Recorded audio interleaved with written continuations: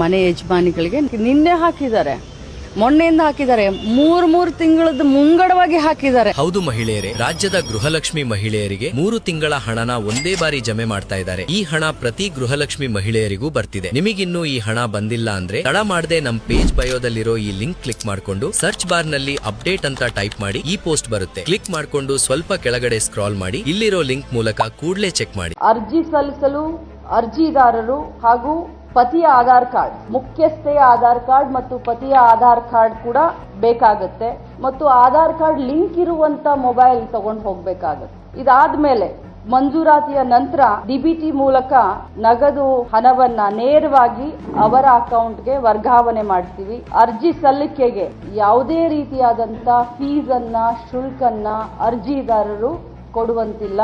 ಅದನ್ನ ಸರ್ಕಾರವೇ ಭರಿಸುತ್ತದೆ ಮತ್ತು ಉಚಿತವಾಗಿ ಅರ್ಜಿಯನ್ನು ಅವರು ಸಲ್ಲಿಸಬಹುದು.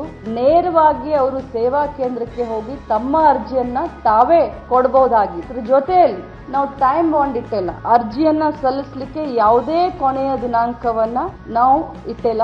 ಯೋಜನೆ ಬಗ್ಗೆ ಯಾರಿಗಾದ್ರೂ ಗೊಂದಲಗಳಿದ್ರೆ ಹೆಲ್ಪ್ ಲೈನ್ ನಂಬರು 1902 ಇದನ್ನ ಅವರು ಸಂಪರ್ಕ ಮಾಡಿ ಹೆಲ್ಪ್ ಲೈನ್ ಮೂಲಕ, ಸಹಾಯವಾಣಿಯ ಮೂಲಕ ಆ ಒಂದು ಗೊಂದಲಗಳನ್ನ ಸರಿಪಡಿಸಿಕೊಳ್ಬಹುದು. ಅರ್ಜಿ ಸಲ್ಲಿಸಲು ಅರ್ಜಿದಾರರು ಹಾಗೂ ಪತಿಯ ಆಧಾರ್ ಕಾರ್ಡ್, ಮುಖ್ಯಸ್ಥೆಯ ಆಧಾರ್ ಕಾರ್ಡ್ ಮತ್ತು ಪತಿಯ ಆಧಾರ್ ಕಾರ್ಡ್ ಕೂಡ ಬೇಕಾಗುತ್ತೆ ಮತ್ತು ಆಧಾರ್ ಕಾರ್ಡ್ ಲಿಂಕ್ ಇರುವಂತ ಮೊಬೈಲ್ ತಗೊಂಡು ಹೋಗ್ಬೇಕಾಗತ್ತೆ. ಇದಾದ್ಮೇಲೆ ಮಂಜೂರಾತಿಯ ನಂತರ ಡಿಬಿಟಿ ಮೂಲಕ ನಗದು ಹಣವನ್ನ ನೇರವಾಗಿ ಅವರ ಅಕೌಂಟ್ಗೆ ವರ್ಗಾವಣೆ ಮಾಡ್ತೀವಿ. ಅರ್ಜಿ ಸಲ್ಲಿಕೆಗೆ ಯಾವುದೇ ರೀತಿಯಾದಂತ ಫೀಸ್ ಅನ್ನ, ಶುಲ್ಕನ್ನ ಅರ್ಜಿದಾರರು ಕೊಡುವಂತಿಲ್ಲ.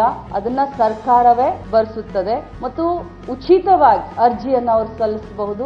ನೇರವಾಗಿ ಅವರು ಸೇವಾ ಕೇಂದ್ರಕ್ಕೆ ಹೋಗಿ ತಮ್ಮ ಅರ್ಜಿಯನ್ನ ತಾವೇ ಕೊಡಬಹುದಾಗಿತ್ತು. ಇದ್ರ ಜೊತೆಯಲ್ಲಿ ನಾವು ಟೈಮ್ ಬಾಂಡ್ ಇಟ್ಟಿಲ್ಲ. ಅರ್ಜಿಯನ್ನ ಸಲ್ಲಿಸಲಿಕ್ಕೆ ಯಾವುದೇ ಕೊನೆಯ ದಿನಾಂಕವನ್ನ ನಾವು ಇಟ್ಟಿಲ್ಲ. ಯೋಜನೆ ಬಗ್ಗೆ ಯಾರಿಗಾದ್ರೂ ಗೊಂದಲಗಳಿದ್ರೆ ಹೆಲ್ಪ್ ಲೈನ್ ನಂಬರು 1902 ಇದನ್ನ ಅವರು ಸಂಪರ್ಕ ಮಾಡಿ ಹೆಲ್ಪ್ ಲೈನ್ ಮೂಲಕ, ಸಹಾಯವಾಣಿಯ ಮೂಲಕ ಆ ಒಂದು ಗೊಂದಲಗಳನ್ನ ಸರಿಪಡಿಸಿಕೊಳ್ಬಹುದು.